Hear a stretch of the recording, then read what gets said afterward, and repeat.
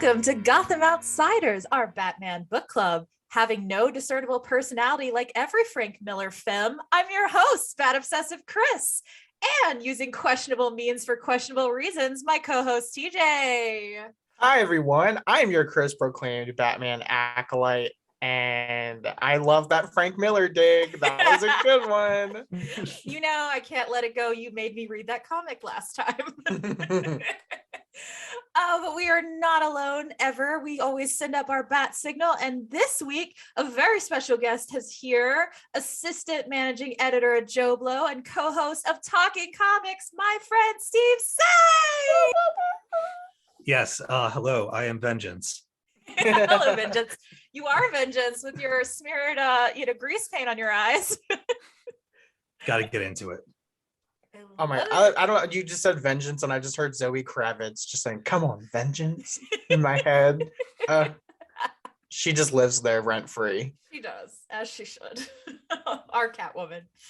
So tell me a little bit about your friendship, your meet cute. I'm sure you probably met on Twitter. That's how Chris meets everyone.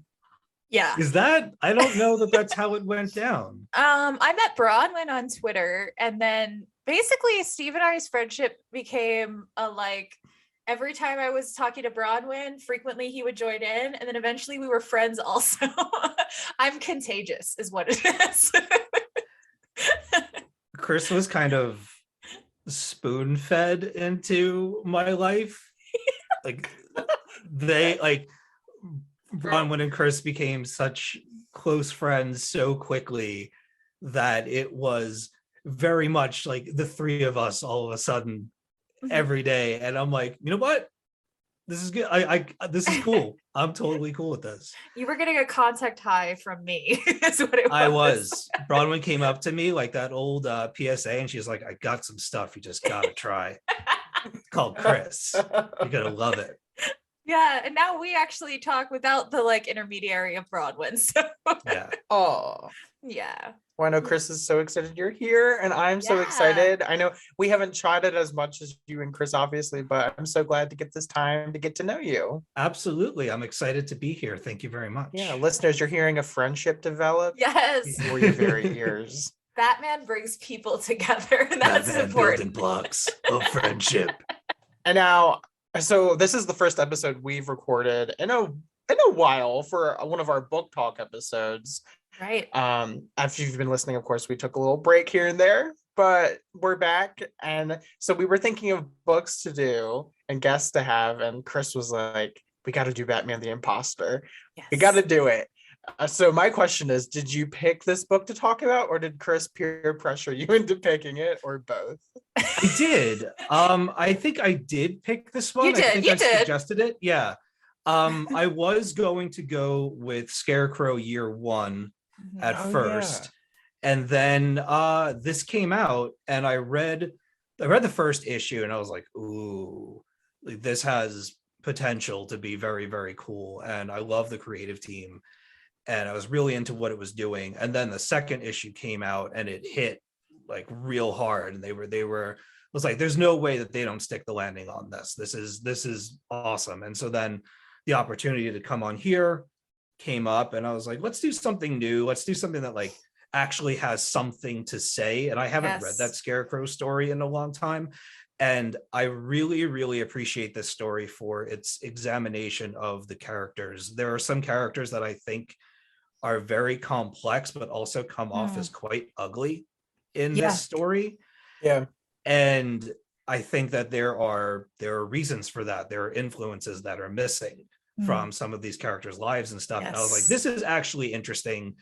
Let's talk about this. Even if they flub the ending, which they don't, but even if they did, it would still be a conversation. So I agree. Yeah. But before we dive in headstrong, this is one of our book episodes, and you know what that means. We have a game. Oh no. I knew this was coming. But it's okay, because it's almost impossible to lose if you're not I've been TJ. reading a lot of Batman since we took a little break, and I don't know. I refueled my juices. I've learned some things. So we'll see. Did you just say I refueled my jewels? My juices. My jewels too. Well, I don't know that that's going to help you in this game. I'm ready. I'm over here. It's like, do, do, do. And I'm just preparing for the battle. Well, we are going to play an exciting baddie edition of Would You Rather? Oh. Yes. So I will give you scenarios. You both have to answer and explain your answer. And the one who comes up with the best explanation gets the point for the round. Okay. Okay. I'm sweating. First up, would you rather live in the Gotham of the recent The Batman movie or Schumacher's Gotham? Eh. All right, TJ. Schumacher's Batman, because I feel like the gay nightlife would be pretty wild there.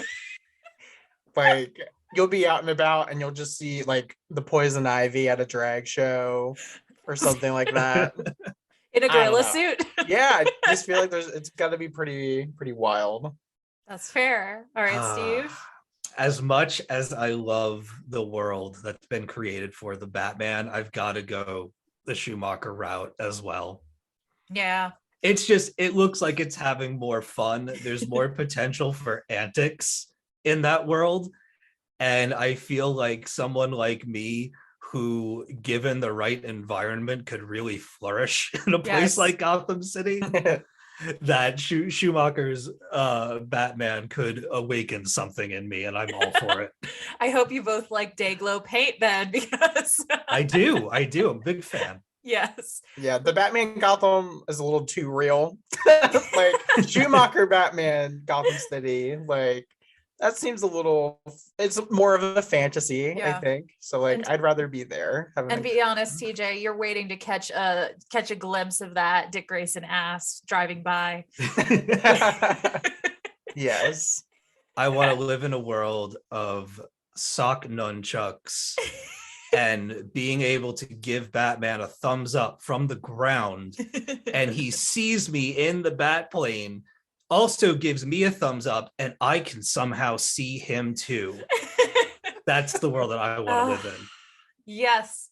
I didn't think there were correct answers, but it turns out there were, and you both got it. Yay. And no shade to the Batman Gotham, because like Steve is saying, it was so good. There are shades of the Batman, I think, in Batman the Imposter that we'll likely talk about. Many shades, I agree. Yeah. And to your point, it probably would suck to live there, so fair enough. All right, would you rather run with the sirens, the Gotham City Sirens, or spend a day working for the GCPD? Well, that's so easy. Yeah. Like, come on. Come on, Chris, you've lost your touch. No. All right, well, I'll go first. Obviously, I would hang out with the sirens. Like, my first thought was, oh, definitely the sirens. And then I was like, oh, but what if I get killed hanging out with them? Because they're kind of crazy villains doing crazy things. But if you're on the Gotham Police Department, like, you could get killed by a villain anyway. Like, it's crazy there. Fair. So, also ACAB. Yeah, fair.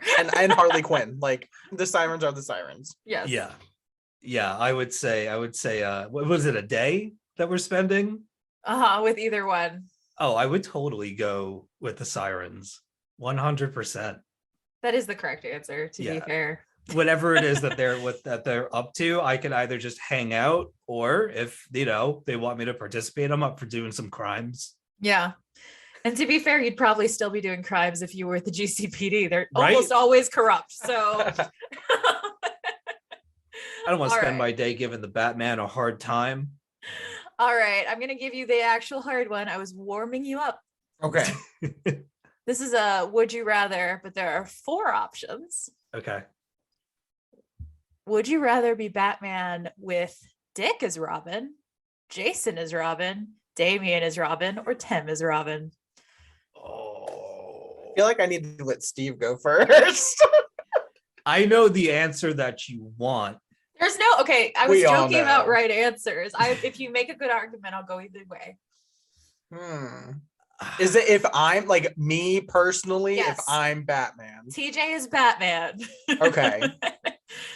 So my impulse decision is obviously like, oh, Tim, because I loved him and I think he is the best Robin for Bruce Wayne Batman. But if it were me as Batman, I feel like I'm more of a dick type. Like I feel like he's a pretty uplifting, happy, nice person. So I feel like I need Damian to kind of balance out that dynamic duo and like, be that opposite end of the spectrum and keep me in line. I like that reasoning. Okay, good. Steve, what do you got? Oh, I'm at such a loss here. My knee-jerk reaction says Damian, but I wonder how long that relationship would last. Could you tolerate Damian Wayne for more than 24 hours? I don't think that I could. As much as I love him, and I do love him, I don't know that I could. I might have to go with Dick as well. Okay. I like their dynamic. Like it's, for all the things that I've read of Batman and for all the past like decade and change that I've been exploring the character, I honestly don't feel like there's any other Robin that I've really gotten well acquainted with as like them together, Batman and Robin, with the exception of Damian and Bruce. Like I've read them the most. I'm not the type of person to go back and read the old stories, and that's where a lot of that stuff is. So I need like a list. I need like a Robin compendium. Oh yeah, we could definitely do that for you. Yeah, I'm TJ's interested. already got his like starter list that has an intro to all of them at the very least. I just feel like a lot of the time that I'm reading those characters, they're already like not disassociated with Batman, but they're always grown off up, doing missions, doing their own thing and radioing in and everything like that. It's never the two of them working together. Yeah. So that's really fair. But I do love me some Damian and Bruce, but man, he can be a real brat. So yeah. I'm gonna say Grayson, because they're the other pairing that I've read and have enjoyed a lot. Yeah. Not the most creative answer, but no, those were both such good answers that you both get a point again. We're gonna have to see one of you fails to give a good argument at some point. You might tie this game. You, TJ. But we're in the hard zone now. So would you rather be raised by which Alfred? All of them are on the table.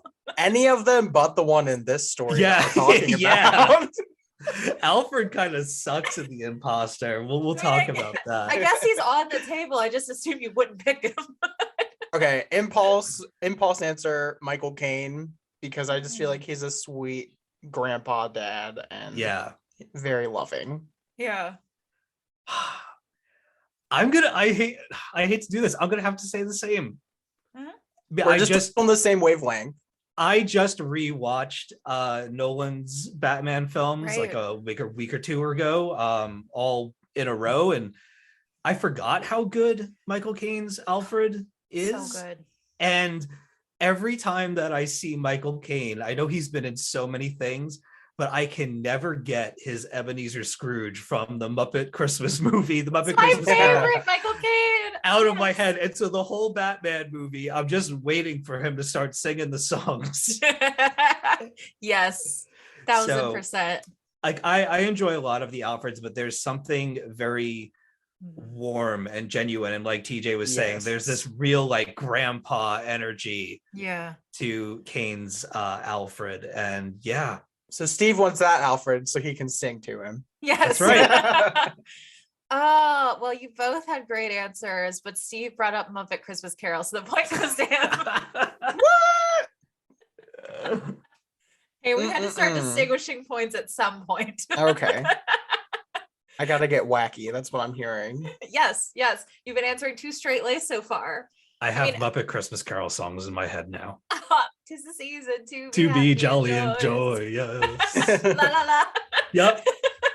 It's my favorite Christmas movie. The rat from the Muppets made an appearance in this comic too. Rizzo! Rizzo the rat. Oh, all right. So we're gonna go in for another really hard one. Are you prepared? Yes. No.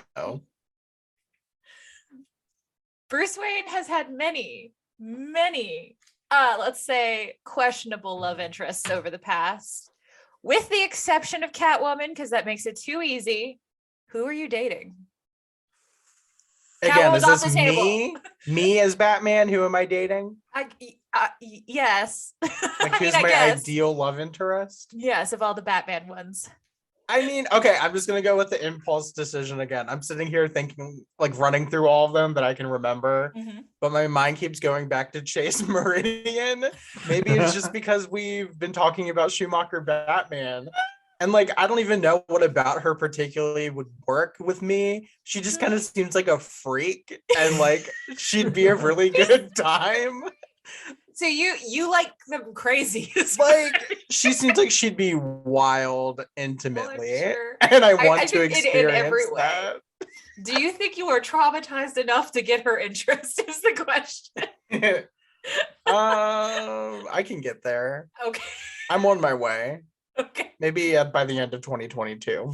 That's fair. You know what? Fair. Oh, wow. All right. We had Chase Meridian as our first option. All right.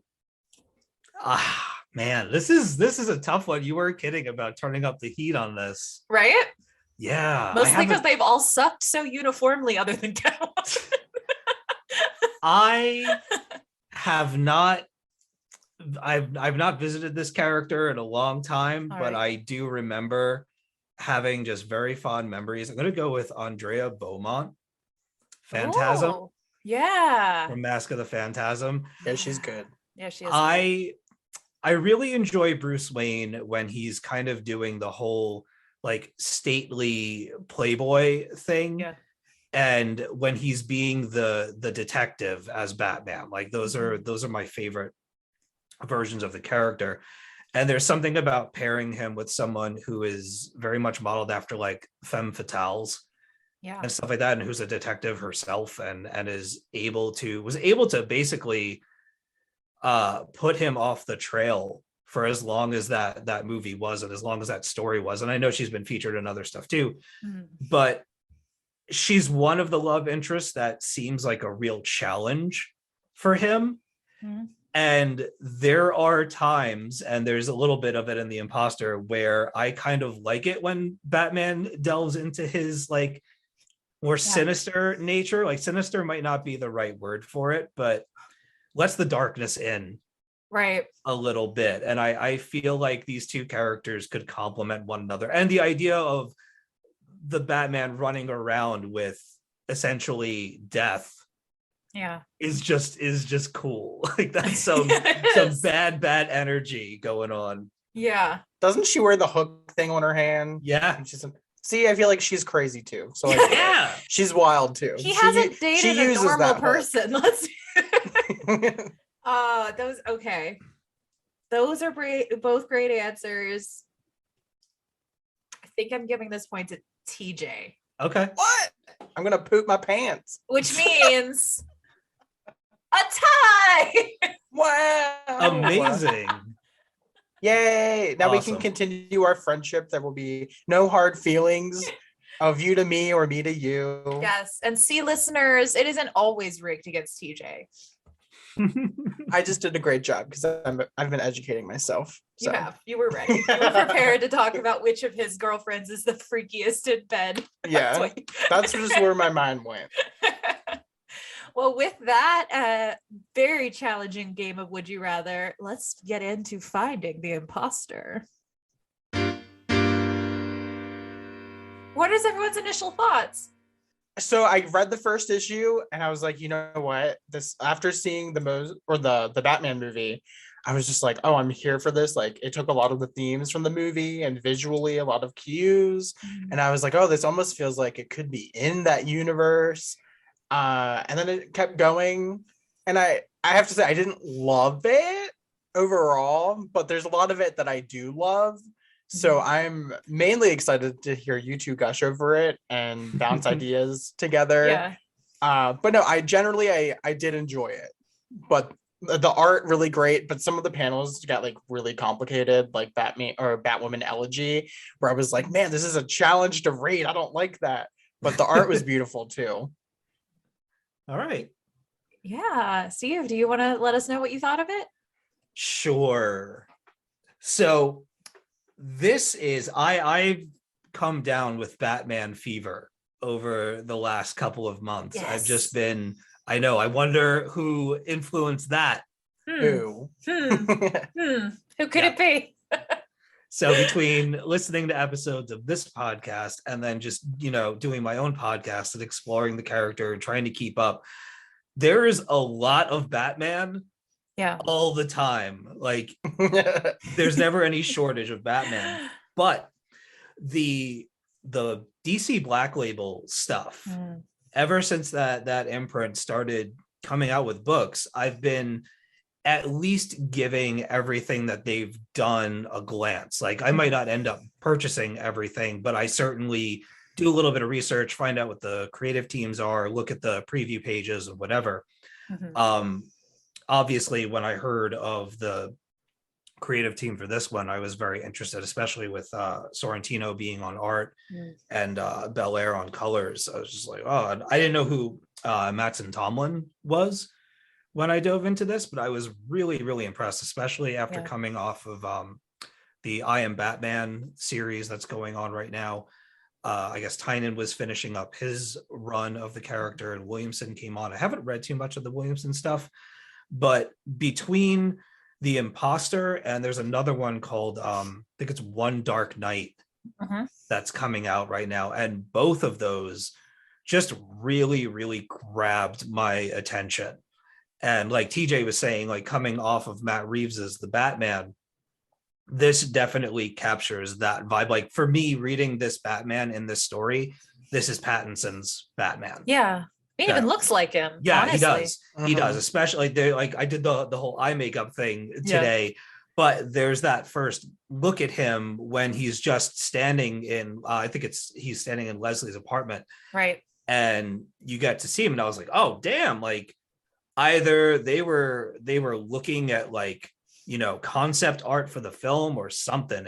Or they're just kindred creative spirits. Well, Mattson Tomlin was one of the writers on the movie.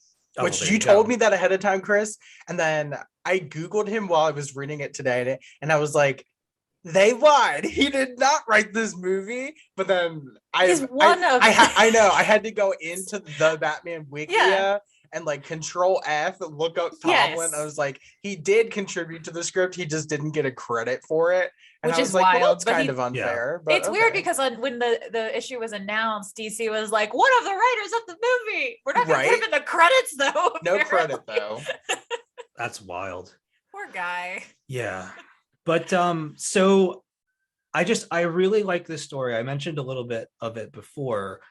I really, really like a lot of the characters in this. I love Dr. Leslie Tompkins. Yes. I love Detective Blair Wong. Like both of those characters are really big standouts for this and me. I mean, I have a whole bunch of notes for Leslie, but overall, I like the complexity of them. There's layers to what they're doing. There's a lot of triggery things in this story. There's a lot of gaslighting. There's a lot of from like multiple characters and multiple perspectives and people that are doing, and this is usually how it happens, but people doing it thinking that it's in the best interest of the other person. Right. And the kind of like violation of anonymity and privacy and stuff, and Bruce's relationship with Leslie, the lines that they're both willing to cross in this story, I think are able to really be picked apart more so than some of your other more like, I don't know, garden variety Batman stories. Like I love a good Batman romp too. And character deconstruction, if you read too much of it, can sometimes get old. But every now and again, you'll read something that either really hits the mark or does something new with it. Right.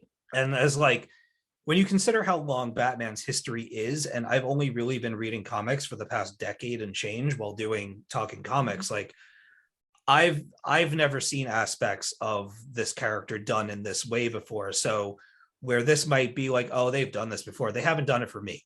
Yeah.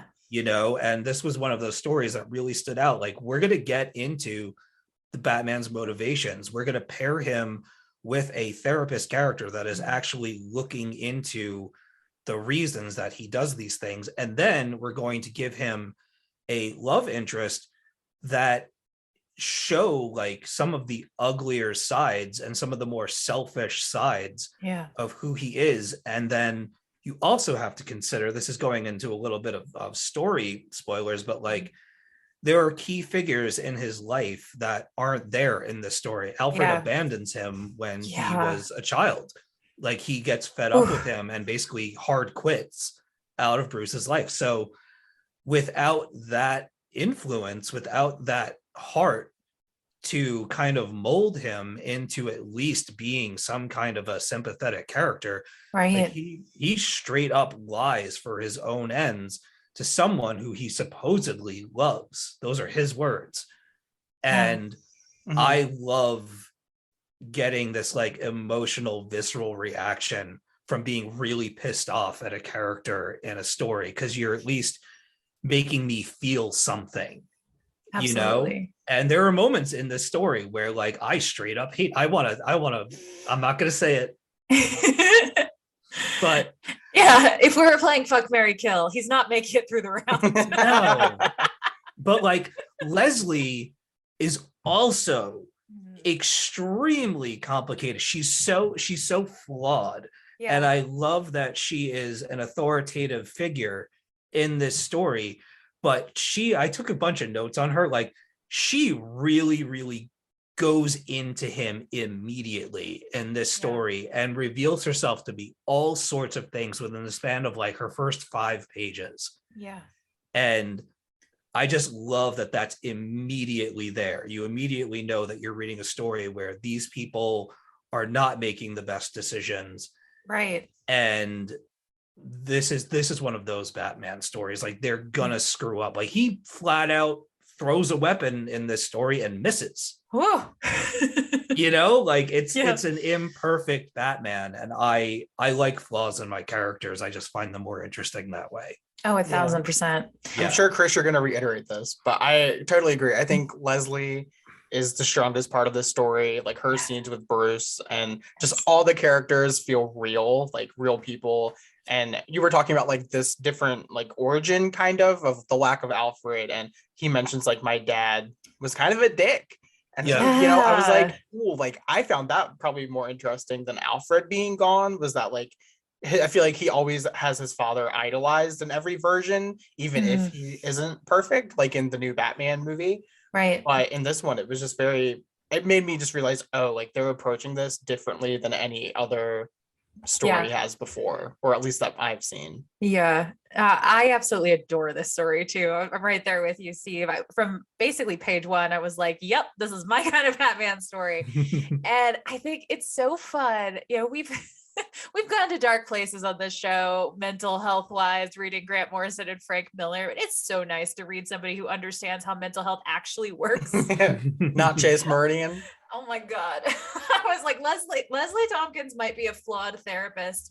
Very much so, but at least she's clearly been trained, which I'm not convinced anyone that's ever worked in Gotham, like Arkham, ever has. Like, I think they got a Phoenix Online degree, and they are just, you know, I don't know. They printed their diplomas off the internet or something, because there's no way any of them have ever been trained. But she at least is doing real therapy, and it was really interesting to watch and read. I was very excited. I screamed when she diagnosed him with the same thing that I've said since the beginning of the show that he has. I was like, OCD, finally somebody said it. Nobody has ever put that in a comic before. I was so excited. I was going to ask you what your take on her diagnosis was. Yeah. She was right. Yeah, he OCD and PTSD, definitely. She said he might have some autism. I don't think so, but she also said might. She was on the fence with that. But he was not super sane, is what you're telling me. God. Like the Joker. Chris has logged off the podcast. No, he's not super sane. Twitches. It was actually an accurate diagnosis for the first time that I've ever read. I got very excited. I love this comic. I love every moment of it. I love that the women in it are well fleshed out characters. Yeah. Again, it's a huge plus. yeah, again, we just read Frank Miller, so it's real nice to be like, oh my God, women who are people. They're both so authoritative too, and they They're like great. particularly Leslie. Yeah, I don't want to bogart your spot. no, I have a lot to say about Leslie. Let's dig into Leslie. Let's land here a while. I'd love to talk about it. She's All right. great. So I love the opening panel. That was one of the things in this story, is that I'd forgotten about it, and I went to go and read it today before we were doing the show, and I opened it up and it was just like bam, like almost like old Alfred Hitchcock poster art for that panel, as she's just like, her face as she's startled awake. It's this close up. It's absolutely gorgeous. And one of the things that I noted was that she takes a baseball bat to go and find out what the crash was. And right above it says, to Leslie, thank you for ... And there was a moment where I thought to myself, I'm like, wait a minute. I'm like, did somebody give her the baseball bat to the city? And but no, it's just where she keeps her bat. And then like she picks up a bat as a weapon, and there's now a bat in her apartment. I was like, it's all coming together, man. Everything's a metaphor. And I was immediately, and I mean, like, whatever, I'm being dramatic, but like, no, but you're right. Everything in this is a metaphor. It's very much so that. Yeah, but like, okay, so you have that, and I'm like, I'm on board. I'm having a good time. Even these opening panels, these are great. But the first thing that she does when she finds him, she doesn't check his pulse, she doesn't whatever, she unmasks him. Right? The first person to ever do it. So smart. But like it's also super questionable, but also, kind of. But well, I mean, that's what any person would do. So like, the new Batman movie, the cops take him to the police headquarters and don't take his mask off. I was like, there's no way. I not to get into the new Batman movie, I assumed they were scared based on the way they were looking at him. They were like, who knows? It might be booby trapped. But I'm just saying, Leslie is smart. And I like, it's like in the horror movies when the girl runs up the steps instead of going out the front door. Yeah. Like they say in Scream. I have to bring Scream up because I love Scream. But that's how I felt in this moment, is like, oh, she's smart. Like she's real. Yeah. No, I actually agree. I feel that as well. But if we get into the symbolism, which I think is where Steve's going with this, of the unmasking him. Oh yeah. See, I didn't read it that deep apparently. See, like this is what I have in my notes. It says the first thing she does is unmask him. Rude. But also, how like people that live in Gotham, they would do this. Yeah. She's one of them. She has flaws. Before she asks if it's okay and completely violates his privacy, it's fucked up, but it's also human. Yeah, it's a curiosity thing, and who isn't curious about the Batman? He is an urban legend made flesh. Right. Yes, and I think there's a symbolism here too, to the idea that she's his therapist, and what is therapy if not unmasking you? Oh, damn. Let me see, what else do I have here? She has an existing relationship with Bruce and feels, I guess, kind of obligated to help him, that maybe she sees her relationship with him, or the way it ended, as a failure in her career and as a failure to him, and she's looking to repair it. But like, she doesn't take any of his shit. I know, I love it all. Like, he makes demands and she's like, nah, man, like, you better sit down. You're lucky that your ass isn't in Arkham right now. Right. You need to, like, there's going to be some terms to what we're going to do. And she practically, like, she holds him hostage, and takes his power away by saying, if you don't cooperate and we don't make an arrangement of some sort, I'm going to unmask you to the world. And then where are you going to be? Yeah. And it's such a subversion, again, of like what that therapeutic agreement is. And she even like uses this explicit like therapeutic agreement of, I will keep everything secret unless you prove to be a harm to yourself, which is what we say. Like, can't tell you how many times I've said that this week to new clients, right? But that for her to be like, unless you prove to be a harm to yourself, which I can decide at any time, Bruce, because as we know, you are definitely a harm to yourself. So it was a little like, I don't know, like subverting that kind of general way of being with a client to some degree. And also a fair point to another degree. He definitely is a harm to himself and others in this comic. So she's not wrong, but she does it wrong.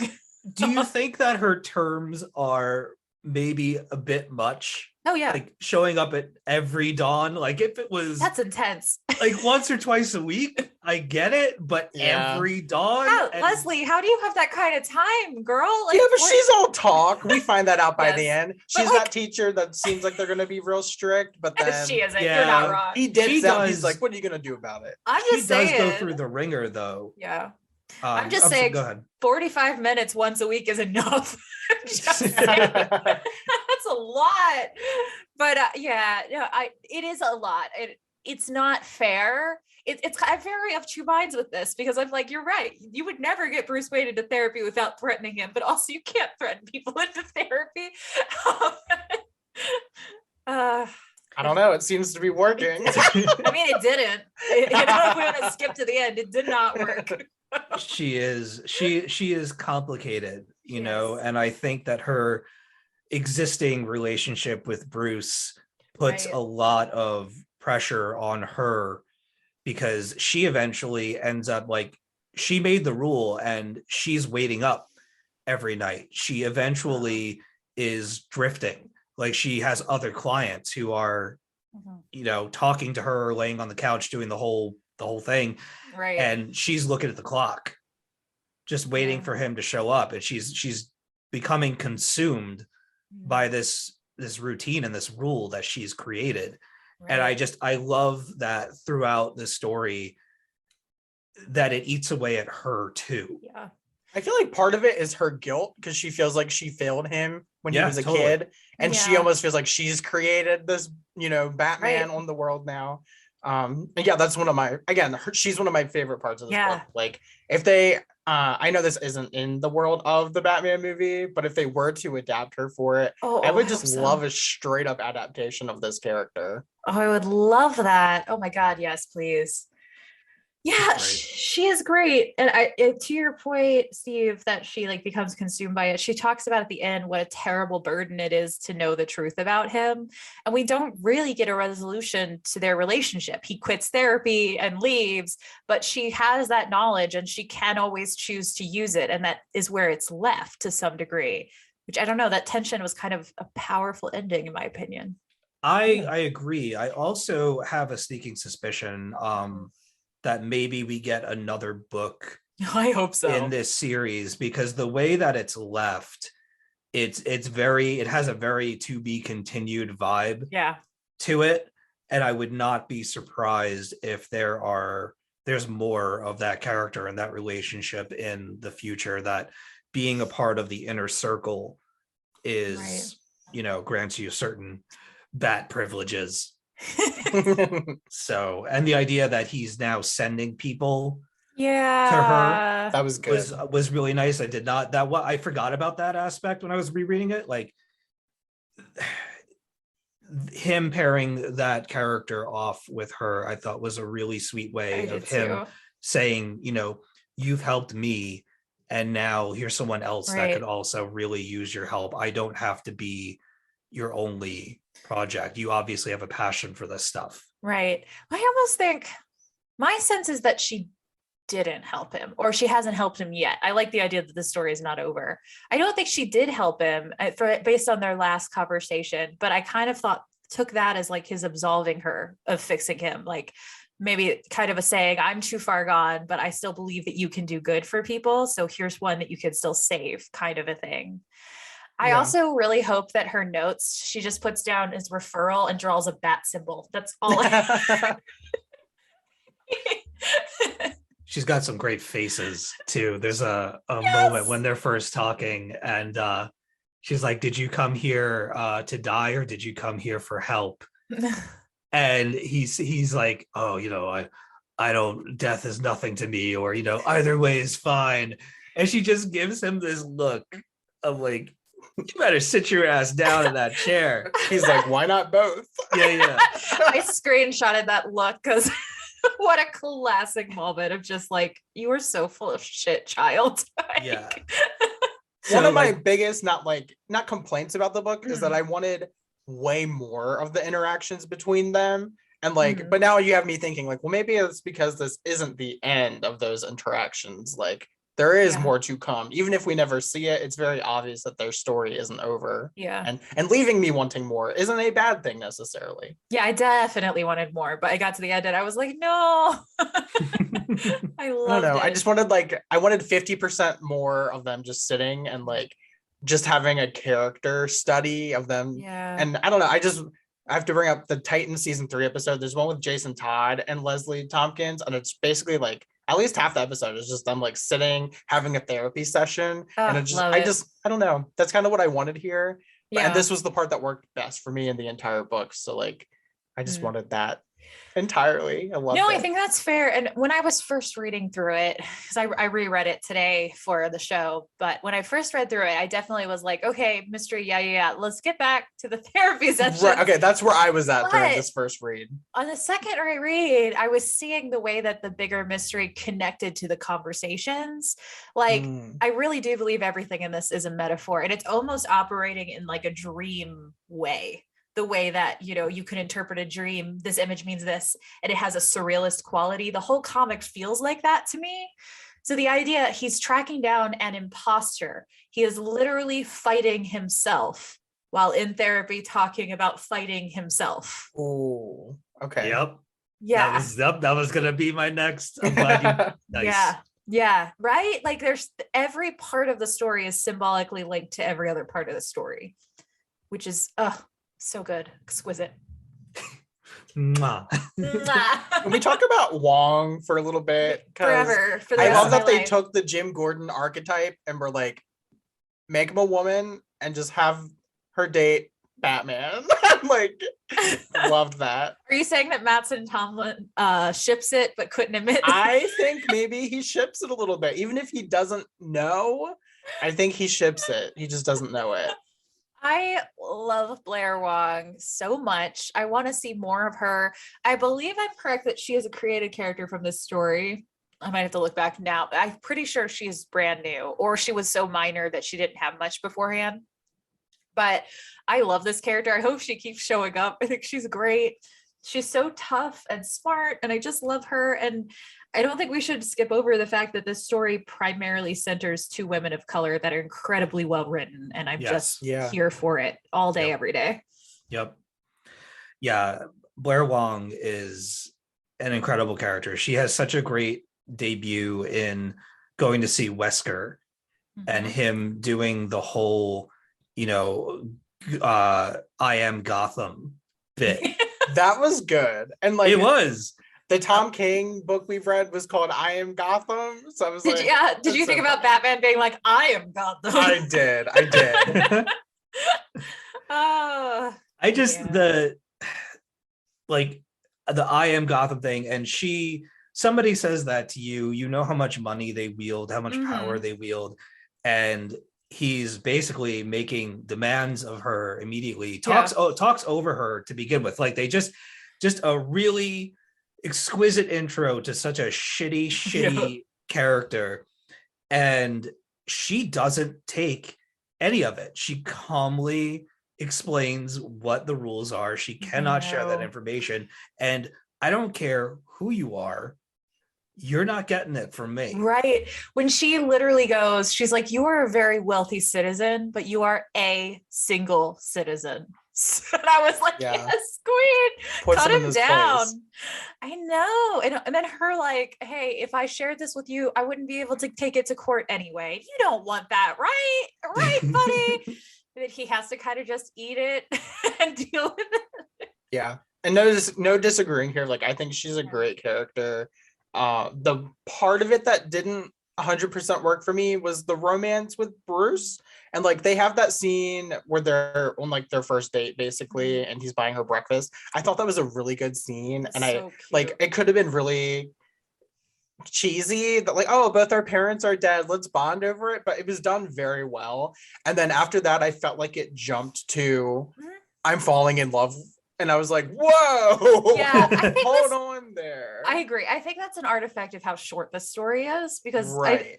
I took it as we're supposed to read some time in there, but we don't get to see it, which Right. is sad, because I love seeing their relationship And like develop. right, it could have worked for me, but it didn't because of that lack of showing it. Yeah. But so to me, it almost, and I'm going to use the word lazy, even though I know it wasn't laziness. It was the lack of page time. Like, it almost felt lazy to make him be like, oh, I'm in love with her, when we were just at like, oh, I'm going to gaslight her and use her. So I would have rather seen him gaslight her and use her and be a dick and be like a villain of the story. And just at the end, her be like, wow, you're kind of a dick, even though you're a hero. I don't know that I didn't take it that way, though. Okay, fair. The quickness of it made me think that it was like, did he have real feelings? Maybe, but he's not very emotionally evolved as a person. I think he jumped the relationship to use her, but had real feelings for her. Right. So I think it going quickly was intentional. I think he was like, I gotta get to that information, so better get in her apartment kind of situation. Yeah, he was, maybe he was convincing himself. I think maybe he felt my instinct is right. This is a guy who's completely alone and isolated. He felt connection, and just like anyone who is alone and isolated, connection, love, who can tell the difference, right? He is alone in a desert, and she was a drop of water. Like, that's a good point. You know? Yeah, I think they're, given their backgrounds, given how like both of their parents, they're two people, especially when you think about the life of a GCPD detective. You know, their lives are always depicted as being very empty, and then the family people end up dying, so they're not really in the conversation all that much. But this version of Bruce, without Alfred and with you know, his dad having a rough relationship with him, doesn't even really talk about his mom. He just seems very empty. He doesn't care if he lives or dies. That when you find someone else who is new but also shares one of your traumas and the deepest one that you have, I think it makes people do crazy things. I think it puts things on fast forward. And I do agree that I would have liked to have seen more time, like if we got more pages of them just being together. I think the quiet talks at night and the whole the sharing the scars thing, that was cute. I cried. Like, it's definitely been done before. We've seen it in a lot of movies. Still worked for me. I'll show you mine if you show me yours. I couldn't what was that movie? Was it Hot Shots? Oh my god, Charlie Sheen is sharing his scar stories with Denise Richards or something like that. And they get more and more ridiculous. Yeah, like nickel beer night. It's a bottle cap stuck in her side or whatever it was. But I think that there is a lot of power in finding someone who can provide you with a different feeling, anything other than what you've been feeling. Like, this is an all-consumed Bruce. This is an all-consumed Batman. He is obsessed with finding this imposter because it's an attack on him. And if you find somebody in the midst of all of that, and you can breathe, even if it's for a couple of moments, you will fall for that person. You will cling to that person. Right. Yeah. And the thing that we know about Bruce, right, is he's really drawn, and you pointed this out too, Steve, that he's drawn to women that challenge him. Yeah. Right. Like, that is the main thing. And he begins, the world's so-called greatest detective calls her the city's greatest detective, right? Like, that's how he describes her. I think there is a level of, he just respects how smart she is, and then the connection, the shared trauma. I mean, or he's just a narcissist and wants to date himself. I think it's interesting that throughout the story, they are essentially putting the case together neck and neck. Yeah. And then it comes down to him needing her resources in order to get to where she is already on her way to being. I don't know if that made sense, but yeah, it did. I think at this point in his career, at this point in the story with the different type of Bruce, I think she might be better than him. Yeah, I think she is too, because she is not, even though she has this trauma, she is not overcome by it. Like, we see her making the right choices. We see that talk with the Westler where she's like, this is the process, we have to do this so they get caught. He had made the mistake. We already know he got all of those criminals out because he didn't follow process. So Right. she is not so blinded by her trauma that she can't make good choices like he is. So in that way, I think she is better than him. She might even be smarter than him. And I think it's interesting as far as if we want to flip it, like we're talking about why Bruce would fall for her so quickly. But if we flip it, why she would fall for him so quickly, and what also makes the end so tragic for the two of them. She is this person, we see her constantly talked over, by the rich guy. But if we, at the police station, she's the head of the case and they don't even tell her when the meetings are happening. Like she is constantly put down and not respected and underestimated. And then she meets this incredibly influential guy who sees her intelligence and treats her like an equal. I think that would be really alluring. And then at the end, to discover that he was just one more man using her. That's the tragedy of Blair Wong in this story. Yeah. Oh, It hurts. Yeah. There's another aspect of the story that I really like, and it deals with Wong in particular, is the questioning of Batman's effect on Gotham beyond cleaning up the streets, how he's involved in a lot of damage that's been done to the city, and that some of those mega corporations are threatening to leave the city if he's not dealt with. And the story asks, like, could Batman be a part of an elaborate scheme to push the 1% out of Gotham? Yes. And I think that's pretty cool. Like, I do too. Peppered, layered into this story that's already got so many other very emotional things going on, that they have this what if scenario that you can play with in your head. I don't know that it's fully explored. Again, I think that maybe we get more of this down the road. At least I hope so. I should probably do some research and see if maybe there's been any news about it. It's more seeds planted for, we're not done with this yet. Right. And if we tie it to the Batman movie, that's what Riddler's trying to do, right? Like he is trying to cause this chaos that brings down the rich and powerful bad people. And obviously that's not what Batman is trying to do in this story, but he is causing enough of a paradigm shift in the city that it is not safe to be rich, powerful, and corrupt anymore. Yeah. I liked the theme.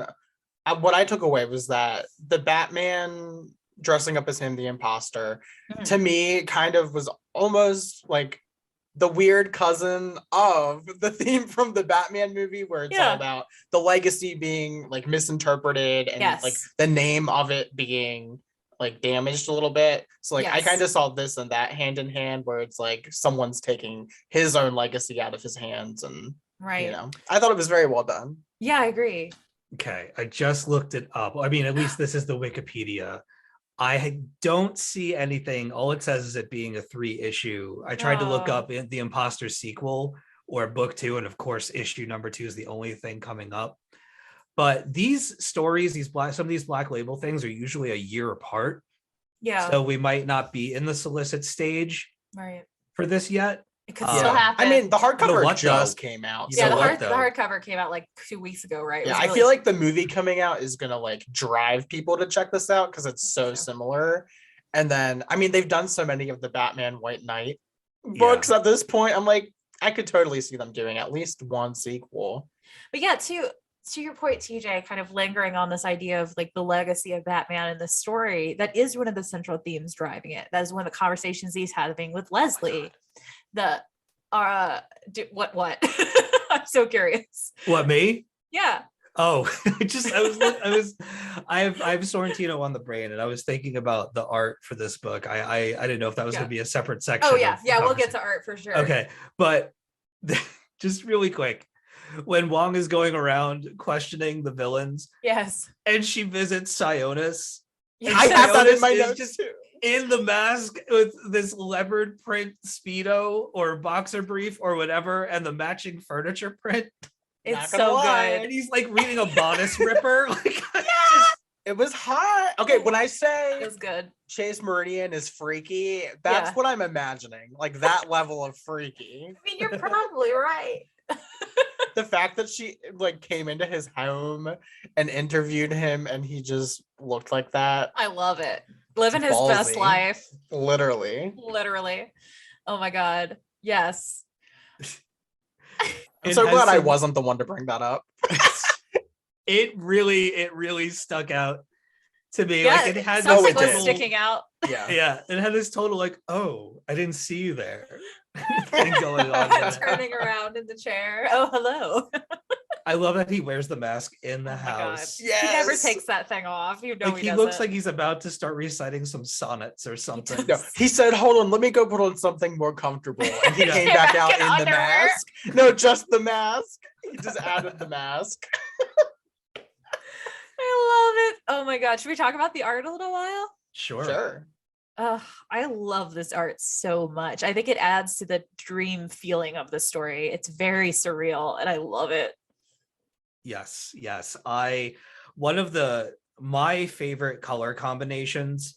I am a sucker for black, red, and white Yes. together. I just aesthetically, I really dig it. Mhm. And the idea that the Batman movie leans so heavily into that, it really like tapped into my sensibilities as somebody who loves the entire spectrum, but those three colors together specifically really complement one another and make for some really stark artwork. And I love the kind of like Mortal Kombat X-ray vision that Sorrentino, like we have seen it a lot before, but this is the only one in recent memory that I remember seeing like people's teeth knocked out and bones broken. Yeah. And having those little, miniature mini panels or whatever highlighting the breakage and the wreckage and everything gives this a real punch to it, that when the action is happening, it actually hurts to read it a little bit. Yeah. I do agree that some of the art can get a little like you got to squint a little bit to see exactly where you are on the body, like what part is being broken specifically. Like it takes a little bit longer for my brain to process it, but I'm also I spend a lot of one of the reasons why it usually takes me so long to read anything is because I spend a lot of time actually just looking at the page once I'm done reading the dialogue or whatever, and there was a lot of that going on in this comic because there was so much to see. There was. Yeah, I got the feeling that it was intentionally like that. Like the chaos of the panels, I think, added to the chaos of the scenes, in my opinion. Oh, for sure. There's he's lost in his own mind. And I compared it to Batwoman Elegy earlier. Like that's a total compliment because that art, I love that story. It's beautiful. But again, it takes a little bit more time to read. So when you're binge reading it in time for a podcast, you're like, come on, another one. When you pulled a classic college student and procrastinated till the day of, it is hard. That's true. It me. My camera does not like the makeup that I'm wearing, and I love I'm not in focus. It keeps going like very bright, making you very pale. Yeah, listeners, if you haven't figured it out by now, Steve is wearing the smoky eyes it looks for good. this recording. It's so good. I'm now sad that we didn't all do that. We should have done it. It's just should have had something in the way playing when I turned on my camera. Oh, something in the way. I definitely added that to my playlist. Dude, it's been stuck in my head since we saw it. Twice. Yes. Oh my goodness. Yes. Yeah. So I really do like the way that they use shapes in the panels, like the bat wings and How about the flutter of bats how about telling Bruce's story in just 2 pages and having it be this epic double-page spread of all the bats flying out of Batman's cape with him, chilling out on the rooftop, but having those bats be the outlined panels and showing the trauma in a few of them, and then that's it. You're done. You can move on. Thank you. We saw the pearls, but it was a flash, and that's as much of the pearls as I ever want to see again. I'm so over those fucking pearls. I think one of those flashes, I don't even know if that was this montage, but one of them, it's Batman, and it's his outline, and it's all against a red. And I was like, this almost looks like the poster for the Batman movie. Yeah. Like, it was very cool. I love that one. And then I love the one where he's talking to Blair the first time, and it's this circle panel that's like around one of the art pieces of the mansion. I love that one. That is so good. I love it's a really small like throwaway thing, but I Yeah. love when Detective Wong is looking at the security footage Oh yeah. and they're like, pause right there, and they show the picture of Batman flying through the air, and it's this like blurry, smudgy, almost like old school UFO sighting looking Department of Truth shit. I know. My notes literally say Batman's a cryptid. Yeah, pretty much. But like it leans into the urban legendness of the Batman, even in that one little touch. And I know it's just like a byproduct of Sorrentino's style, but I think it was intentional. You could pull a lot from it if you try. Yeah. And I mined that image for about a minute and a half, going like, wow, like I don't know if this was intentional, but it got me there. I do love for Detective Blair just sitting there like, yeah, thanks. That blurry image, real helpful. We can identify him, guys. We got him. You know? Like, she's so over their shit. There's also a lot of like really gorgeous images too. I'll show you for this audio podcast. Show us and I'll describe it. Go for it. This was in the book too, but the panel of like when everything is so much blue and black and red, like there's this blue and white page that exists, and he's like the white outline there on top of the building. I love that panel. I took a snap of that too. This is the kind of thing that like if you were fancier, you would have a large print of this framed and up in your house. My favorite thing about the art is I like that they can make the characters have a look. So like every time I see Bruce, I know it's Bruce, like no matter if he's in the Bat get up or not. And then like Leslie, like they have a very distinct face, and I feel like sometimes we don't get that, and it's hard to tell who's who. This, I don't know. That was one of my favorite parts. You are totally right. I don't know how many times we've read something and it's like, is that Batman? Is that not Batman? When he's like Bruce Wayne, right? You're like, is that him? I don't know. It's a guy with very square It's very easy to make a dude who looks like Bruce look like any exactly. But I knew he was Bruce every time he popped up. Even when he was in a construction like get up, even when he had a hoodie and nothing else, like he always looked like him, and he always looked like Robert Pattinson. He really looks like Robert Pattinson in those moments when he's talking to Leslie and everything's all bathed in this like purple and like pinkish. Yes, those panels where they're having their deep talks. He just has like a conveniently cute like little band-aids on him just to make him look hotter. Did anybody else notice that Bruce has the crappiest signature? Yes. No, I wrote this down too. I did too. Proof that he has nothing to do with Wayne Enterprises. This man does not sign things. It looks like my signature when I do it on like a touch screen. That's what I thought. It looked like a touch screen. It looks like if somebody asked you to do your signature with the hand that you don't write with. Yes. Maybe he was doing that Lemony Snicket trick. Does anyone know what I'm talking about? Yes, if you sign the marriage certificate with your not dominant hand, then it's not binding. Right, you won't be married to Count Olaf then. That's what he did. No. He's like, sorry, Leslie, it's not binding. I signed with my left hand. Like he looks like he signed like a kid trying to be an adult. And I was like, oh, he's stunted emotionally. He needs to be in therapy, okay. Yeah, he really does though. I gotta say, though, this comic made me genuinely laugh multiple times as well. The part that I found the absolute funniest, in a good way, like not laughing at it, but I was enjoying so much, was that everybody keeps finding his shit all over the city. Yeah. Yes. They're just like, there's so many grappling wires just everywhere. We found 25 motorcycles in their house. He's just like he's just so bad at hiding stuff in this that everybody's found all of it all the time. And it's so funny. They need to do like an Easter egg hunt, but for all of Batman's stuff. There's some like really rad pawn shops that have Bat equipment for sale. They're just like, we pulled this out of the side of a building. Yeah, someone's gonna go to the like used motorcycle store, and they're all just gonna be the same, and they're gonna go, God damn it. Yeah, I love Bruce Wayne's. We had a shipping container that had 25 motorcycles on it go missing, and we didn't notice because I buy in bulk. Yeah. What? Platinum member at Costco. But he said he had so much try. Is that okay? I know I'm reading too much into this, but it's one of two things. Either Batman is a doomsday prepper, or that was all of Alfred's tea that he left there and didn't take with him. Why can't it be both? Alfred left it and he's kept it because he's a doomsday planner. That's what it is. I was like, oh no, Alfred abandoned him and the tea.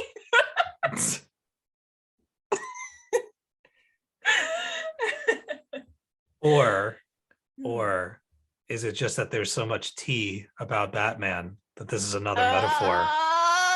There's so much tea to be spilled. Because he spills the tea to Blair and tells her who he is. There you go. It's some pretty big tea. Strong tea. I gotta say, he worked with Gordon for decades in the comics, right? Decades. He works with Blair for like 3 weeks and he's like, fine, I'll tell you why. Yeah, I was a little shocked when he pulled his mask off. I was too. Oh. Batman's getting a little more cavalier with his identity. Yeah, he's loose. Although, it's considering how much blood he loses throughout this story, right? You know, and also like Detective Wong, as much as he feels for her, he did her real wrong. Yeah. And if anyone has motivation in the heat of the moment to just take him out and nobody would question her, nobody would anything. Right. It would have been real easy. Yeah. So, you know, that's like the last card up your sleeve move that you do. It's me. This changes everything, doesn't it? It's me. I fucked you over more than you thought. Yeah. Like, you already hated me as Batman. Ta-da! Ta-da!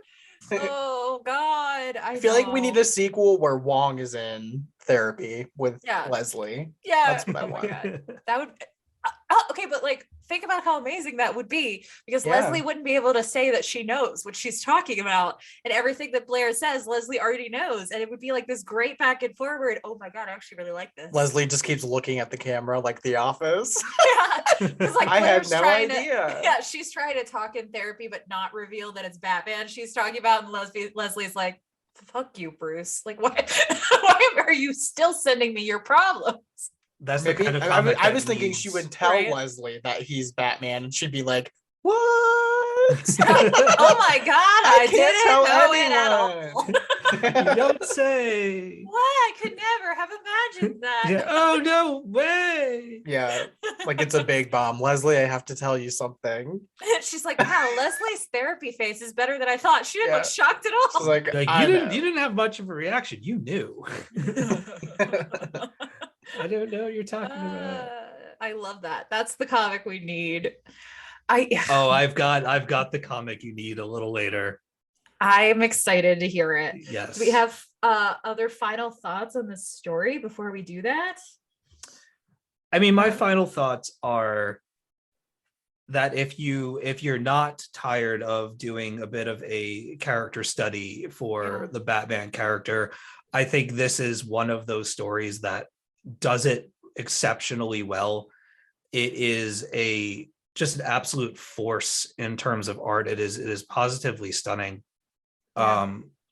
This Gotham and this version of Batman, and it was one of the things, again, to compare it to the Reeves movie, it felt, this is the terrible descriptor, but realer to me. Yeah, I agree.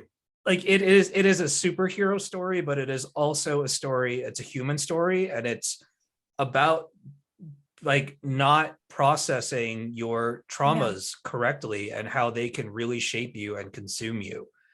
And if you want to see one of those Batman stories, but with really solid characters, right, you know, and some new ones and some returning ones and stuff like that, and a really good case. I mean, we didn't really talk about the ending of the story. Yeah, we should talk about that a minute.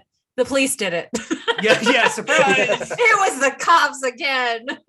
It's funny. I actually forgot who was responsible. I kept on putting it on other characters. I was like, is it the Wesker's son? Yeah. It's not the Otis, the rat catcher. Oh, I love the rat catcher. I'm glad he was here. Yeah, he was great. And like and then there's obviously the reveal, and of course, like absolutely of course.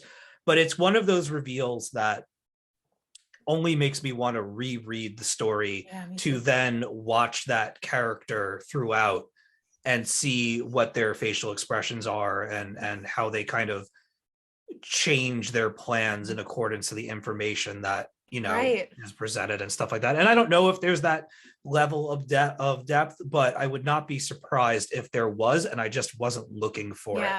Well, this is the guy that talks over Blair and the one that questions her and questions her relationship with Bruce and questions her ability to do her job. And I'm not saying that all mansplainers are also murderers, but I'm saying if you have to find a murderer, maybe start with the mansplainers. Yeah. That's fair. Little bit of an obvious choice at the end of the day, but I think that it works for this story. I don't know that if you had introduced, let's say, like another villain was trying to pull this off, then you have to announce a book 2. Yes. You couldn't like, it was the Riddler all along or whatever. An imposter trying to make the Batman look bad. Like, it needed to be something a little bit more believable, a little bit closer to the story. Yeah. And so when it was revealed that it was him, I was like, that makes total sense, especially with kind of the evidence reveals towards the end when you find out how it's connected. There's that motivation. And we've been talking about trauma the whole time, and this guy's been carrying it around. So it ties into the whole overarching therapeutic look at Batman thing that we've been reading all along. Right. And it ties into that central theme of, is Batman actually good for the city? Right. His actions and Gordon's actions ended up with all these people back on the street, and he didn't do anything to change it. Right. He kept doing the same thing after his stuff didn't work. He just did it more alone than previously. And, I think it's interesting because that's the conversation with Leslie. That's the therapy conversation of, do you think I am a good thing for the city or not? And it's also the same ultimatum he gives Blair Wong, where he says, you can turn me in, but do you think I'm a good thing for the city or not? And each character kind of comes to a different position on this. Obviously, the bad cop was like, no, you're not. That's his conclusion of it. Leslie sort of comes to I'm not sure, to be honest, can't decide kind of by the end of it. And Blair obviously ultimately decides that he is, because she has seen the cops fail. She's tried to be a good one in a broken system and it didn't work. So she lets him go. Argue that Leslie thinks he's good because she hasn't turned him in yet. I think she feels conflicted. I don't think she thinks he's good. I think. I guess she has the guilt thing going on. Yeah, that was what it was to Blair me. Does. Because her internal monologue about whether he's doing a good thing or not, she always ends up with, he's insane, he's not well. She doesn't ever land on he's a good thing, but she also can't turn him in. Okay. She's still in the middle. I think she's in the middle. Like, I don't think she's decided he is a net bad, but she's not out here going like, go Batman either. So she ultimately thinks Batman is killing Bruce Wayne, right? That was her ending, where she talks about, you deserve to be loved, and this is going to drain everything that's left out of you, basically. Yeah, but the panel that took me out the hardest was when he's talking to Leslie and he says, Gotham had its first crime-free day in 54 years, and it wasn't because of the cops, and it wasn't because of money, and it wasn't because of the mayor. It was because of me. And then he sheds a tear. I know, I did too. It was just really heartbreaking because that's such a small win. Like, that is the tiniest of wins. But it was, he's been killing himself to get there. Yeah. You would see how that would be a monumental victory for him, like a justification for his mission, a justification for treating people the way that he does and manipulating them the way that he does because of like that one day. Like, think about that one day almost as like an infection of sorts, of like somebody who is beaten down for all their efforts and doesn't taste the victory. You get that one taste, it's real hard to let it go. Right. And that's what we're saying about him with like falling in love with Blair. You know, for him, there's such an absence of anything in his life that anything is a big victory, right? Any connection is love, any success is victory. Completely like missing the forest for the trees. Like he didn't actually do anything if the only thing he accomplished was one crime-free day. That, I hate to be the scientist in the room, could be a coincidence. Yeah. Chris, I feel like this ties into your, before this episode, your theory of his OCD is like with the not killing rule. Like once he kills one person, he wouldn't be able to stop himself because he's tasted it. Right. So, well, like, specifically, he would be able to, but he doesn't think he would be. That's the difference, right? I do love that he gets the diagnosis of OCD in this one, in a book where he is the most OCD he's ever been, because it is that, right? Like it's everything is all or nothing, which is one of the big ways of thinking in OCD, right? It's one day victory, like clearly this is good, all good. I succeeded once, so everything's all good. There's no nuance there at all. He definitely has OCD, and this one diagnosed him. Leslie and I were just like this. So what would you both rate this book? 1 out of 5 batarangs. Oh, it's got all 5 of my batarangs. I'm making new batarangs to hand to it. I know that it's getting the like halo effect of being read after a run of Grant Morrison at a Frank Miller book. But even if I hadn't just read a Frank Miller book, I would still love this book. I'm also going to give it 5. I have a habit of, I think that I project a lot onto comics, and that's part of why I enjoy them so much, that sometimes maybe I extrapolate things from them that aren't necessarily there, or not that they're not there, but that it wasn't intended. But I think that's kind of the point. Like, why are we doing this? Right. If we're not, like if we're not taking these themes and taking them to other places. And I really love a book that forces me to rethink characters, especially characters that I've known forever and I'm so familiar with. I mean, Batman is a cultural icon, right? Like, you know who Batman is before you know who more than half the people in your life. And it's true. It is true. I've never heard it put that way, but I'm like, facts. For a story featuring this character to give me something new and to give me something cerebral to chew on, those are my favorite types of Batman stories. That's why I picked this one, because as much as I love, the Batmaning around and the family and the hijinks and the foiling of villains and stuff like that, I am a firm believer in Batman and Bruce Wayne being each other's worst enemies. Yes. Because they can never reconcile. There's no meeting in the middle for them. The whole is Bruce Wayne the mask question, and everybody loves to ask it, but it's one worth asking. Yeah. And last thing I'll say is that if this stuff didn't exist in the book, then how did I get there? Yeah, and I think we love to overthink Batman comics, whether it's there or not. This one, I think it's all there. I mean, maybe we read some stuff that wasn't, but there's so much there that I think it is intentional. Yes. So. I mean, like I said, you guys read into it way more than I did, and you've made me appreciate the themes and the metaphors way more than I did reading it this time. So I agree with you. I totally think it's all there. I think I missed it, which affected my reading maybe, and my reading and my rating. So I'm going to be a little bit of a pooper, but I'm going to give it 3.5 stars. Okay. Which isn't bad. That's not bad for you. You rate things average. Lower. Yeah. Like if I like something, I usually give it a 4. If I love something, I give it a 5. This was like a lot of it I did like, but some of it didn't land for me. But you have me convinced that I need to revisit it at some point and like read it through this lens of knowing all this stuff now. And I think I could improve my rating going forward. You guys love it so much, and I'm like, I want to love it.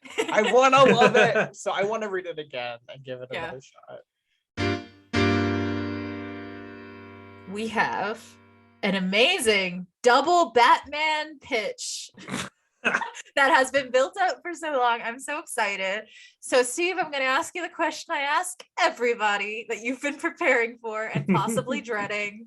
If you could write any Batman story while we hold editorial hostage so they can't stop you, what are you writing? All right. So I had a lot of little stories in my mind. And then assuming that one day we would hook up and I would come onto the show, and Absolutely. I had nothing.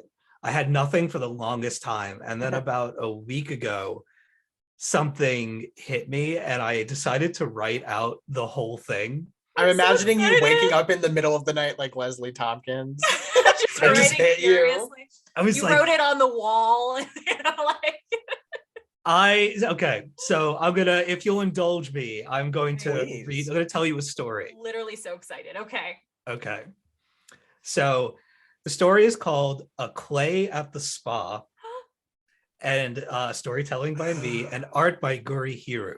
Oh, Give you an My idea fave. as to the vibe of the story. Very very Wayne family adventures. This could definitely fit in that arena. Okay. So the story begins with Batman in the Batmobile, pulled over onto the side of the road. His eyes bulge as he lets out a frustrated scream. His hands are a double claw of anger. It's been 3 days since the Cowlin Diamond mysteriously vanished from its display at the Gotham Museum of Natural History. He hasn't had a chance to relax since it all began. Amid his tantrum, he hears the bat phone ringing. It's Alfred. Pennyworth quickly notes that Master Bruce is in another one of his moods, and it would be better for everyone if he found some way to relax. Cut to a panel of Bruce shouting his woes into the center console, then cut to a panel of an exasperated Alfred, his eyes rolling up into the back of his head as he uses the Bat computer to book Batman a spa day. A bat spa. Some arm flailing and a few excuses later, Batman agrees to go to the spa. Alfred promises him that this place is discreet and provides services for everyone in Gotham, regardless of who they might be. Batman trusts Alfred unequivocally, thinks nothing of it, and heads for the spa. Is this a gay spa, Steve? Turn the page. Batman emerges from the spa dressing room in nothing but a soft white robe, his trusty cowl, and a puss on his face that could stop Clock King. An esthetician escorts him over to a comfy chair and begins applying a mud mask and cucumbers to his eyes. She touches him on the shoulder, encouraging him to relax. After 30 minutes of relaxation and green tea facial cleanser, the esthetician removes the cucumbers from his eyes. To Batman's surprise, Clayface is lounging in the chair next to him, his feet soaking in a tub of muddy water, his clay skin rippling from the highest massage setting that the chair can offer. Oh my God. Batman starts flipping out. Hearing Batman's voice, Clayface puts his hands up innocently to say, "Hey man, we're all here to relax. I haven't done anything wrong." Batman turns to the esthetician for an explanation. She points to a nearby sign that says Gotham City Spa reserves the right to serve all Gothamites. She gives Batman a look that says, if you don't like it, you can leave. Cut to a panel of Alfred back at Wayne Manor, drinking a glass of wine and laughing his ass off at the thought of Master Bruce running into one of his many rogues at the spa. He's already tipsy and has one of Bruce's spare Batman suits hanging limply off of his pencil-thin body. Oh. There's more. We return to the spa to find Clayface trying to reason with the Dark Knight. His body language says, "Come on, Bats. I'm not here to cause any trouble, and we're both here to relax. Let's just make the most of it." Batman tightens his robe in a huff and agrees to proceed with the day's treatment. I'm almost done. Over the following pages, we find Batman and Clayface jointly enjoying several spa activities together. Batman frowns through the first few, but when he discovers that the esthetician has painted little bats on his toenails, he finally cracks a smile. Over the next couple of panels, we see Batman's rough edges begin to soften. He and Clayface are having an incredible time together. They're munching on fancy food. They indulge in a couples massage. The massage therapist's hands disappear into Clayface's goopy exterior. They enthusiastically walk away from a high colonic portion of the treatment while wearing a face that says, "I don't see what the big deal is." They're gossiping, they're laughing, and genuinely enjoying themselves. Their session has ended, and Batman and Clayface walk to the front desk. Batman's package has been paid for, but he would like to leave a generous tip. Clayface places his hand on Batman's shoulder and has a face that says, "Don't worry, buddy. I've got this. Today has been exceptional." By the way, this is a completely dialogueless comic. There's no dialogue whatsoever. It's just full expressiveness from Gurihiro. I love it. As Clayface reaches into the muddy mass of his hip to retrieve his wallet, the Cowlin diamond clatters to the spa floor. He looks down at it with an expression on his face that says, "Oh shit." And he looks at Batman, who is also looking at the diamond. The smile fades from Batman's face. His signature frown has returned. Clayface offers a big smile, scoops the diamond up off the floor, and makes a beeline for the front door. They both give chase through the Gotham night air. The cycle begins anew. Oh my God. Yeah. That was so A good. round of applause. I have one more. Oh my God, that was good. That was so good, though. I just gotta say. Okay, I want to hear the other one. All right, it's short. It's 2 paragraphs. Bear with me. This one is called "No One Wants Help from a Monster." Okay, this comic would be an 8-page backup featuring a random assortment of Gotham citizens. In every panel, one of these people is doing something unique to make the city a little bit better. A red-headed woman serves a homemade batch of delicious soup at the Gotham shelter. A young boy steps up to a group of bullies at Gotham Elementary. A jogger stops to help an older woman cross a busy intersection. A police officer of the GCPD stands proudly at the edge of a Gotham Pride parade float, singing Queen's Fat Bottom Girls while members of the LGBT community dance around them. The comic includes several pages of Gotham nobodies making a difference in the lives of those around them.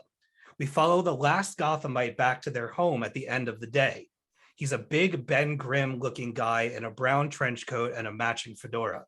He gets inside, takes off his jacket, and hangs his hat on a hook by the door. As he grabs a drink and goes to his favorite recliner, his disguise falls away, revealing that it was Clayface all along. He does this routine once a week. It's his little secret. Like he was every person. He was everybody. Oh. He was everybody going around doing good things throughout the city, throughout the day. He does this on whatever day of the week. He does this on, let's say he does it on Sundays. Oh, I love that so much. I'm getting so the vibe that you're a Clayface fan. I absolutely love isn't? Clayface. I adore Clayface. I miss him. I haven't seen him in a comic in a long time. I'm Batman, the animated series. Clayface was always one of my favorites. I love his ability to kind of chameleon himself into other people. I love that he fashions weapons with the clay. I am a huge horror nut. Yeah. And I love monsters specifically. I love like creatures and creature creation and puppetry and Jim Henson and all of that type of stuff. And I just think Clayface is a very tragic and misunderstood villain. Have you read Tynan's detective comics? I have, yeah. I was gonna say that's those what are so good. That was actually my last real dealing with Clayface. I think that is about the last he's really been in anything. Yeah, and I miss that character a lot. And I just like there was one little bit that I think you could include in the spa stuff of like I kind of jumped the gun by having Batman have the cucumbers over his eyes, but what if he was getting a mud mask at one point and it was really Clayface on his face, and all of a sudden there's a panel of him just like and he's like, ah, and then like in the next one they're like having a good laugh about it, like, oh, you little rapscallion, you got me. I love Clayface so much. Oh my I could God. totally see this as a Batman webtoon episode. I could too. I could too. That would be amazing. It's got some Wayne Family Adventures energy to it, does. and I don't know. I really like villains. They're always my favorite. If you ask me who my favorites are, I don't know. I love them all. I like characters that are complex. Yeah. I like there being more to them than just punching and arguing with people that are supposed to be on their side. Like I get really bored of that really quick. Yes. And if you've got a good villain who is complicated and you don't know how to feel about them, that's where it's at for me. That's part of the reasons why I'm here. And and any excuse to put Clayface in Yeah. something. I would die to have him represented in live action in some way that was like in Reeves as the Batman universe. I don't know how you would do it, but figure it out. Yeah, no, I agree. That was what our guests on the Batman episode concluded as well for the movie review we did, was bring us Clayface in this universe. We're all in agreement. And there's so much darkness in the Batman stories too, that I think that if I had the opportunity to do something in that universe, I would want to do something fun and something light and just very expressive. That's why I want Guri Hiro for the art, their colors and just their sensibilities toward character and the expressiveness of those characters. And I can see it in my head of the two of them going through the spa day and just the laughter. And who doesn't like to see Batman smile? It's always such a treat. So why not have a comic where he spends, 3/4 of it just laughing his ass off with someone who's supposed to be his enemy. And then at the end, he like rolls his eyes just like Alfred did when he was listening to his tale of woe in the Batmobile, like father likes like son. Yeah. Oh. Well, you have me convinced. I need him with the bats on his nails. Yep. That's so funny. Like I made me instantly think like, oh, Wayne Family Adventures. Like I can just imagine like Stephanie. Like, like they're like, Dad, let me do your nails. Like your teenage daughter. Like the idea of him being in such a huff by the situation that's been presented to him. Yeah. And him just like thinking like, Clayface his head, like, I can't believe I'm doing this. I can't believe I'm sitting here. Oh my God, what am I even doing? What about my mission? And then he looks down and he sees the black toenails with the little yellow bat symbols. Yeah. And like the person doing it just looks up and like flashes up a smile. And it's finally the thing that breaks him. And he cracks a smile. And that's the beginning of the good time. Yeah. So. Well, you've given a brilliant story and very intelligent thoughts. So now I'm going to ask you a stupid question about it because that's our show. So are you a card carrying monster fucker then? I gotta know. I fuck with everything. Yes. TJ, you don't know what a monster fucker is? How have you missed this? Is this like you want to fuck monsters? No, it's like you ship the monsters, like people who ship Eddie and Venom and like, TJ, okay. I thought you were on Twitter. I mean, my extent is like Pennywise and the Babadook. Does that count? Yeah. Okay. Yeah. Then I guess I'm a monster fucker. You're a monster fucker. It's a better life. It is. Why deny yourself? Why deny yourself? Why deny yourself indeed? People spend way too much time denying who they really are. Just fuck the monster. Just fuck the monster. We all agree the monsters are hot. Just embrace it. Clayface can be anything you want him to be. I'm just saying. And on that note, Steve, thank you so much for coming on. Where can our listeners find you online? And do you have any projects they should be looking out for? Sure. You could find me on Twitter and on Instagram, which I hardly ever post on, but dead_Anchorus is my Twitter handle. And you can find me on the Talking Comics podcast that drops every Wednesday morning, New Comic Book Day. We have been doing that show. It's been over 10 years now. I do that with my friends. We have a great time. We talk about comics. We talk about movies, robots that make hamburgers last week. It was a wild ride. Yeah. It's a great collection of people. And we're looking to relaunch our website soon. And you can also find Chris's other podcast, Thirsty on Tune, is another podcast that's hosted on Talking Comics. Beyond that, you can find me writing news on JoeBlow.com. And also, finally, I have a animation series, kind of a documentary series that I do for the Joe Blow Originals YouTube channel called Animation Movies Revisited. And what we do is we take a look back at some of the greatest animated films and rediscover the reasons that they've left a lasting impression for all these years. And so far, we've done some really awesome ones. And there is a real banger coming out later this month in April that I think everybody is going to want to check out. So we're having a good time. I was doing that with my video partner, Jasmine. She has since moved on, and now I got somebody else. Ooh. So it's maybe a little bit of a vibe change. I think we're doing a little bit of restructuring for the one after the next. But I encourage everybody to check it out. It's really cool. And I try to inject some of my, humor and know-how into it. And I make it personal. Like the next video actually has a picture of me from when I was 7 years old dressed as Freddy Krueger. Oh my So, God. Love it. Yeah.